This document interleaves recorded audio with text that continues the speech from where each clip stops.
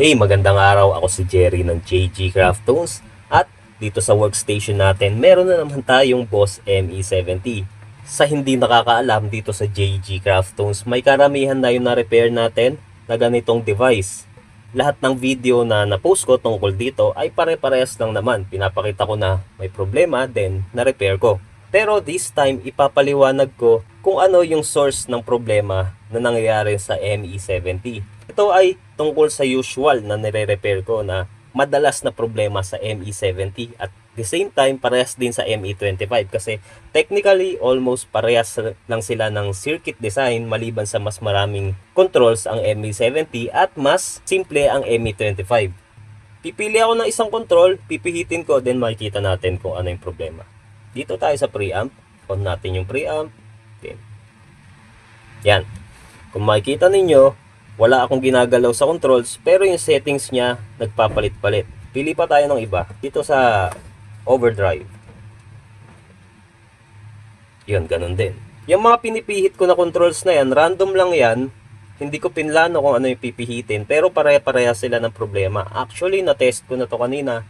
Lahat ng controls na yan, maliban sa output level, ay ganun ang nangyayari. Sa experience ko, may dalawang possible source ng ganong problema. Una ay yung stability ng voltage na dumadaloy sa circuit ng device na to. Pangalawa ay yung mismong hardware, yung potentiometer, ay kailangan ng palitan. Ngayon, paano ko nalalaman kung alin sa dalawa na yon ang kailangan kong ayusin?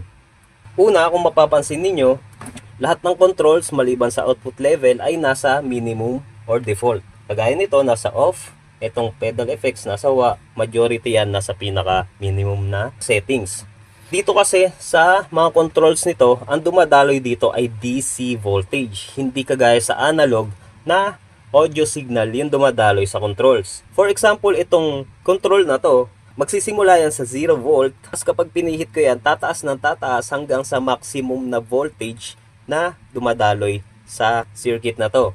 Ngayon, kapag ka lahat yan ay may ganong problema, ibig sabihin yan, malaki ang chance na may problema sa stability ng voltage na dumadaloy dito. Pero kung hindi naman lahat, pa isa-isa lang, or mangilan-ngilan lang yung may problema, ibig sabihin, malaki ang chance na yung controls na yon ay kailangan ng palitan, yung mga hardware, yung mga potentiometer. At syempre, depende sa kung ano yung source ng problema, nagbabago yung pricing natin sa repair ng Boss ME70 at Boss ME25. Ngayon, i-repair ko na tong device na to, then bibigyan ko kayo ng update. Okay, update dito sa Boss ME70 na ngayon, ayan, kung mapapansin nyo, na-repair na natin. Lahat ng controls wala sa minimum, pero hindi nagbabago yung settings. Walang pagbabago sa display. Hindi siya ganito. Yan. Ganyan kasi yung mangyayari kapag ka may pagbabago sa settings, may lalabas na number. Ayun, dito sa sitwasyon ng Boss ME70 na to, okay na siya.